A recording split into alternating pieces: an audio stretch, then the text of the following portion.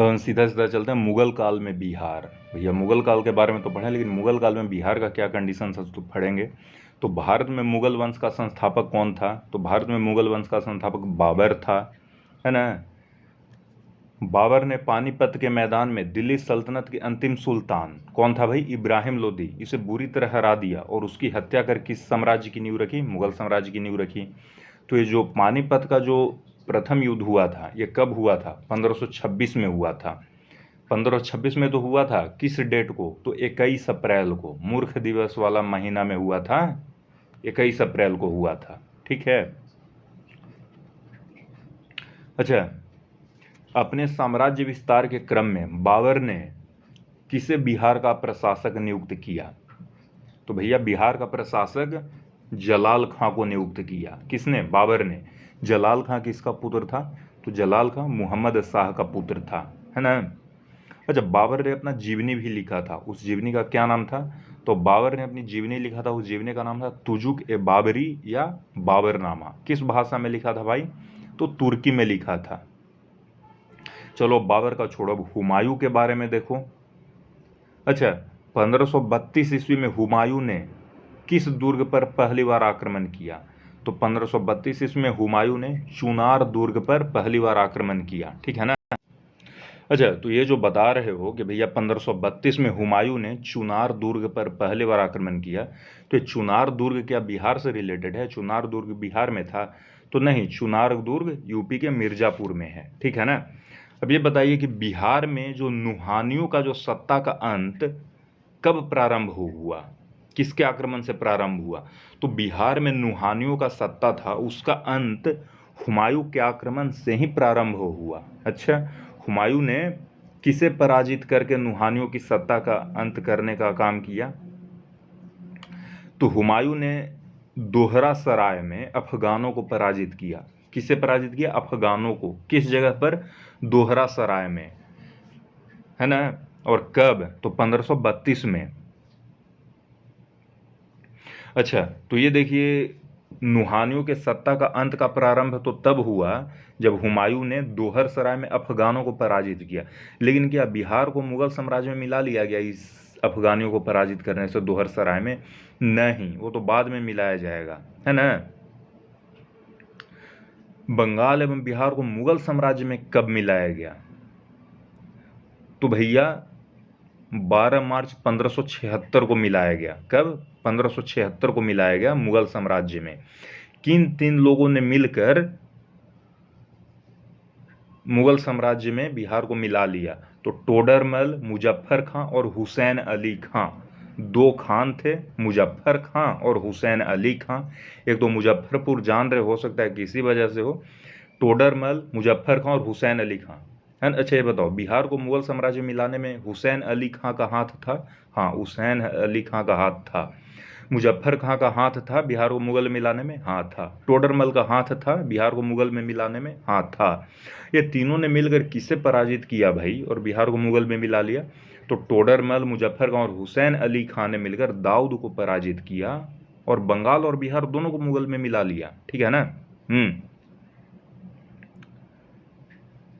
अच्छा, ये बताइए कि शेर शाह के पश्चात, अब जैसे हुमायूं के बाद तो शेर शाह गया था भाई, तो शेर शाह के पश्चात बिहार जिन अफगानों के नियंत्रण में रहा उनमें किनका किनका नाम शामिल है? तो भैया ताज खां कमारानी, सुलेमान खां और दाऊद खां, ठीक है ना। पहले भी अब अफगान ही थे, है ना। नुहानी जो थे वो लग रहा है कि अफगान ही थे, जिसको कि हुमायूं ने चुनार दुर्ग पर डेरा, सॉरी, जिसे हुमायूं ने दोहर सराय में अफगानों को पराजित कर दिया था। उसके बाद जो टोडरमल, मुजफ्फर खां, हुसैन अली ने मुगल में मिला लिया, लेकिन फिर से मुगल बंद हो गया था क्योंकि शेर शाह ने हुमायूं को पदस्थ कर दिया था। तो शेर शाह के बाद बिहार में ताज खां कमरानी, सुलेमान खां, दाऊद खां कमरानी, है ना। कमारानी नहीं, करामानी। ये बताइए, शेर शाह के बाद, शेर शाह को तो सब जानता है कि यार हाँ बिहार का शासक था। ताज खां करामानी भी था बिहार का शासक? हाँ था। दाऊद खां करामानी भी था? हाँ था। सुलेमान खां भी था? हाँ था। यह सब बिहार का शासक था। तो इन सब ने मिलकर बिहार पर अपना कब्जा कब तक जमाए रखा? तो भैया 1580 तक, 1576 में मुगल में मिला, ठीक है, जिसे फिर शेर शाह ने वो कर लिया। फिर 1580 तक फिर भी बिहार अफगानों के नियंत्रण में ही रहा। बिहार के क्षेत्र पर मुगल शासक ने कब आक्रमण किया? तो बिहार के क्षेत्र पर मुगल शासक अकबर ने 1574 में आक्रमण किया। अच्छा, और इस समय यहाँ का शासक कौन था भाई? तो दाऊद खां था। यानी अकबर ने जब बिहार पर आक्रमण किया उस समय वहाँ का शासक दाऊद खां था, ठीक है ना। अब ये बताइए कि मुगल सम्राट अकबर ने बिहार को मुगल साम्राज्य का सूबा अथवा प्रांत बना दिया कब? तो 1580 में। अच्छा, सूबा तो बना दिया बिहार को अकबर ने, एक बार उन तीनों ने मिलकर बनाया था, मुगल में मिला लिया था।